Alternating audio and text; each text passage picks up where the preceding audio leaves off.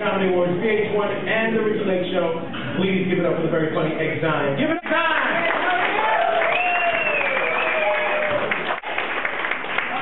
All right, I already know everyone is from. Our New Yorkers, we got the Irish here. We got boys staring at me like, holy crap, it's a fag.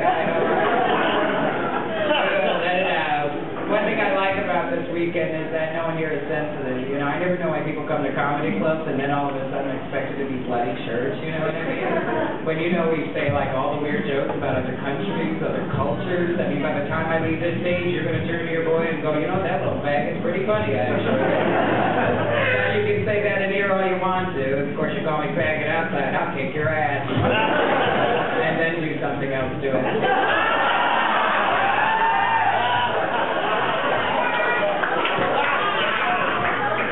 In a gay way.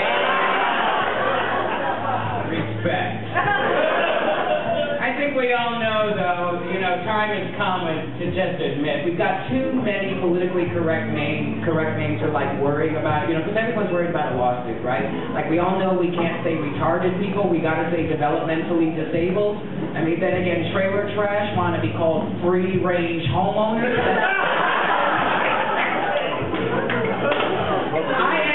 Was retarded? What would you prefer to be called? Retarded or developmentally disabled? He told me prefer to be called Michael.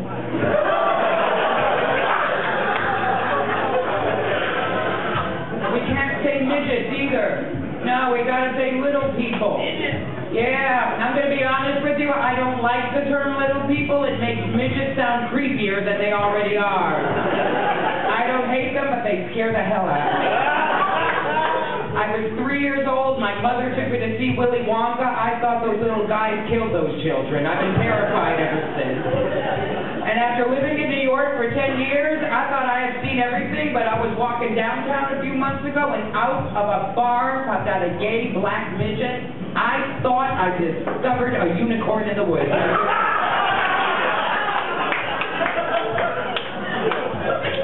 He was wearing little rainbow leg warmers. Drunk as shit. Waddles out of the bar, he looks up at me, he screams, I love blondes. I screamed like a... Waddles out of the bar, he looks up at me, he screams, I love blondes. I screamed like a woman. And when I finished screaming, he called me a racist. I looked at him and I'm like, dude, you got a really high self-esteem to think that that's the problem I'm having with you. He then demanded to know what was the problem. I wasn't going to tell him. He stomps on my foot. I have to remind him, you are a midget. And the rules of my carnival state, you got to be this tall to ride this ride. Now get out.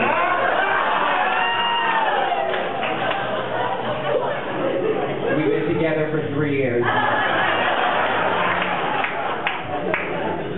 I do know we have foreigners here in the audience tonight, and I'm so sorry that all the foreigners here got fingerprinted when they came to the United States. Yeah, we don't get fingerprinted when we come out to your country, so instead of complaining about security, just have fun with it. Do what I do. Before I head off to the airport, on top of my clothes, before I close the suitcase, just as a little joke, I take 7 vibrators just to watch their faces. I label each one with the day of the week. They open the bag, they look inside, I look at them, hi.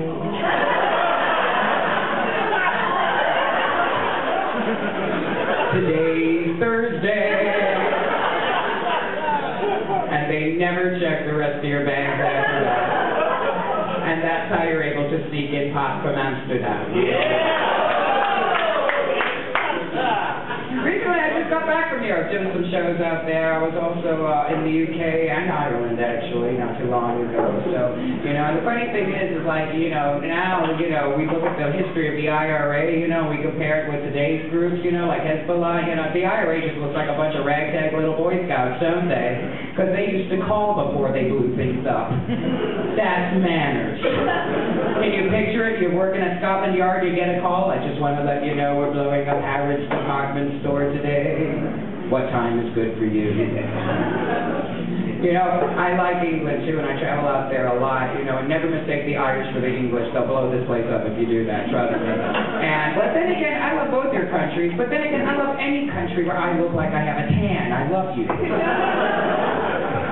And you like Americans, the English like Americans, but the English will pick on both of us for one thing every 5 minutes. They're always like, you people murdered the English language, we invented it, we died with you bloody murdered it. And I tell them we're Americans, don't get used to it, because 20 years from now we'll all be speaking Spanish anyway, so what the hell. But because of their slang, I messed up at a big gig one time. I had to be clean with my language because all these nice people from like England and Ireland, Scotland, Australia, you know, all the bastard countries that England used to own, right? And before I went on stage, the booker comes up to me and says, being that you live in New York, do us a favor.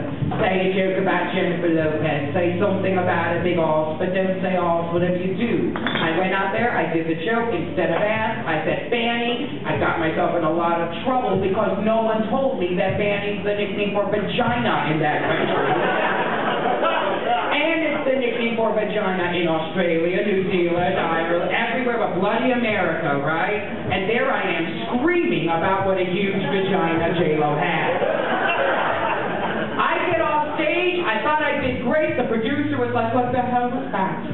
We asked you to do a joke about a book. You're screaming about piss slaps. I'm on the floor laughing. I never heard the term piss slaps either. I'm picturing a little fan that could go.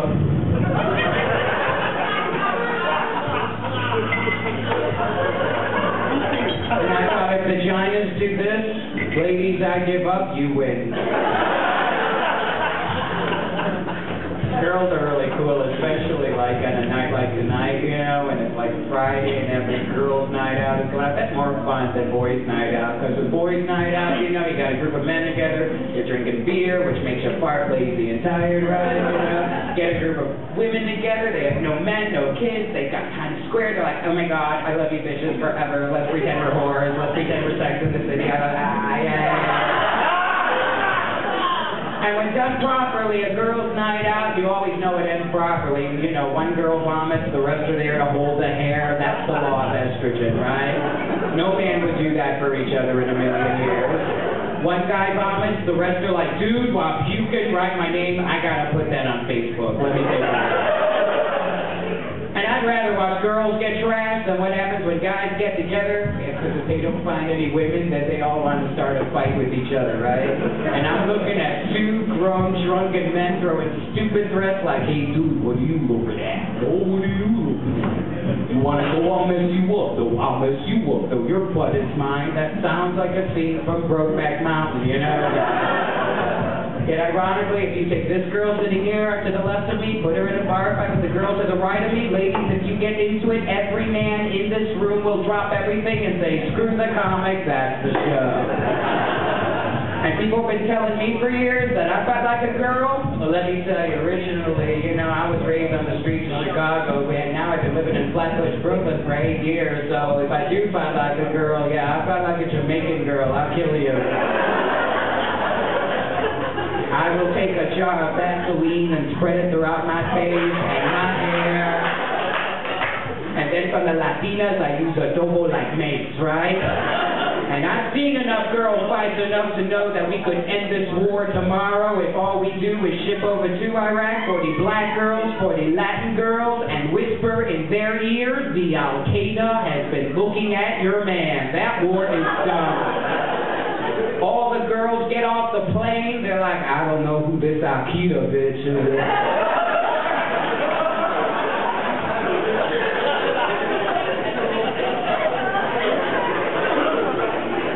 And the next morning on CNN, live from Pakistan, Osama bin Laden surrendering with, I will pray to Buddha, I will pray to Jesus, I pray to a gerbil, just get Shaniqua and Garmin out of my country right now. And boys, don't be fooled, because white girls, they know how to fight back too. Yes, you do, princess. You just won't do it in bars or wars. You'll just take your man's ass to court and steal all this crap. Well, boys, if you haven't figured it out yet, women are evil when you mess with them. Only I know that more than you guys ever will, because I'm the fag and these bitches tell me everything.